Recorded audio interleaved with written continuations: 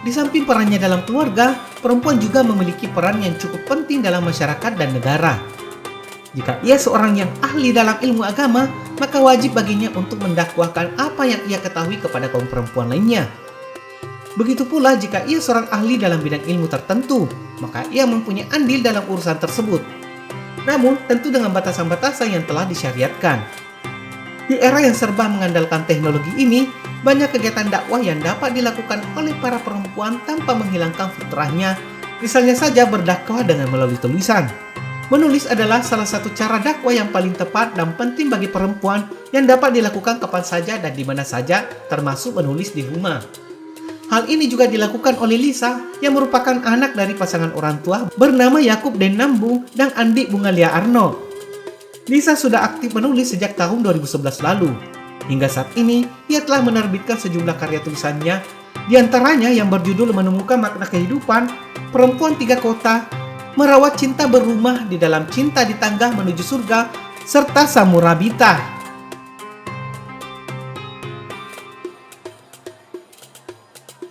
Menghafal Al-Quran adalah salah satu cara untuk memelihara kemurnian Al-Quran. Dan sangat beruntung orang-orang yang dapat menjaga Al-Quran dengan cara menghafalkannya. Namun, beberapa masyarakat terkendala untuk bisa fokus menghafal dan tak mampu dibimbing oleh pembimbing yang sudah berpengalaman karena masalah finansial. Maka di Pondok Tahfiz Quran Lisa, masalah finansial bukanlah menjadi kendala utama.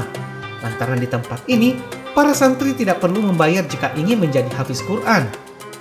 Pengelola menyediakan sarana tempat tinggal hingga makan sehari-hari yang sepenuhnya ditanggung oleh pengelola, terutama santriwati dari kalangan duafa dan yatim.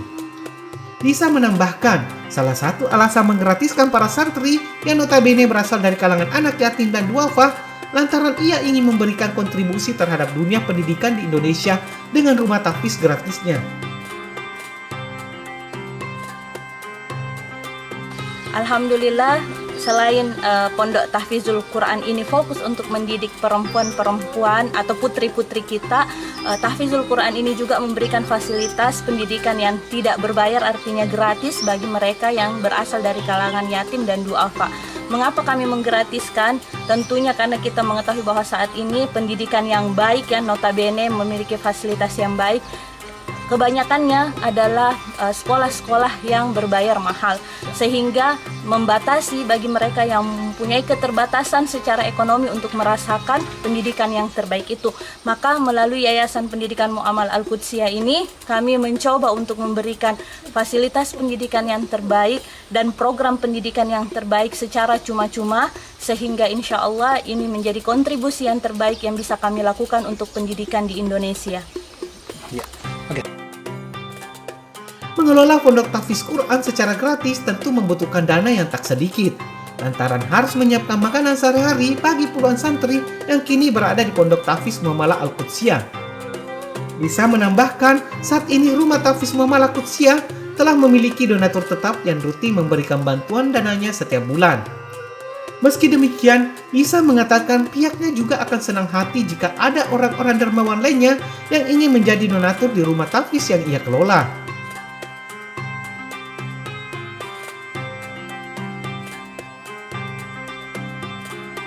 Dalam mengelola tahfizul Quran yang gratis atau tidak berbayar ini, tentu kami memiliki donatur yang secara terus-menerus atau istiqomah memberikan kontribusinya bagi pondok tahfiz ini dengan nominal donasi yang relatif kecil. Kami memiliki kelompok donatur yang memberikan 10.000 setiap bulannya, tetapi mereka semua konsisten. Dari dana-dana yang mereka sumbangkan itulah yang kami kelola sehingga pendidikan di Pondok Tahfiz ini bisa berjalan.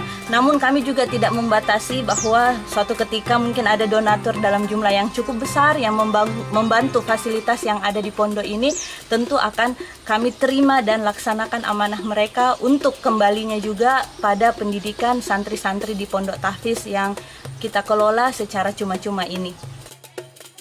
Sebagai umat muslim, menjadi hal yang wajib dalam mengamalkan Al-Quran, di mana Al-Quran adalah zikir yang paling utama, sehingga Nabi SAW menjadikan orang yang belajar dan mengajarkan Al-Quran sebagai manusia terbaik. Apalagi Allah Subhanahu wa Ta'ala telah menjamin pahala dan imbalan yang mengagumkan untuk seorang penghafal Al-Quran. Dan bagi orang tua yang anaknya hafal Al-Quran, akan diberikan mahkota cahaya kelak di akhirat serta menjadi sebab kedudukannya di surga.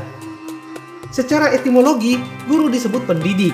Dalam bahasa Arab, ada beberapa kata yang berarti guru, yaitu mudarris, muallim, dan mudaddib yang memiliki makna yang sama tetapi mempunyai karakteristik yang berbeda-beda.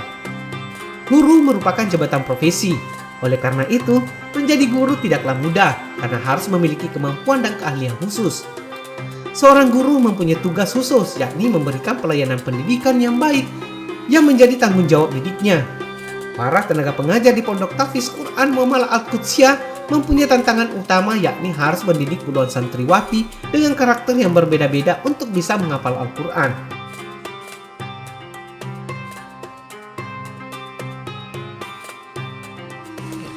Dalam mengelola rumah tahfiz Muamalah Al-Qudsiyah ini tentu ada banyak kendala. Bagaimanapun kami menghadapi banyak karakter dari peserta didik kita. Itu adalah tantangan yang utama.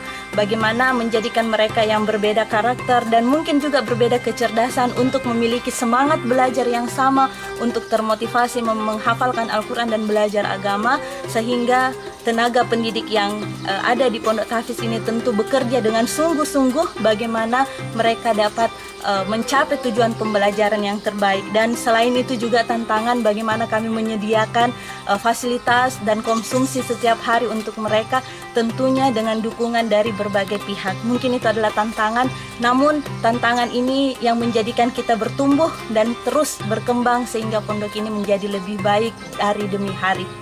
Oke, baik.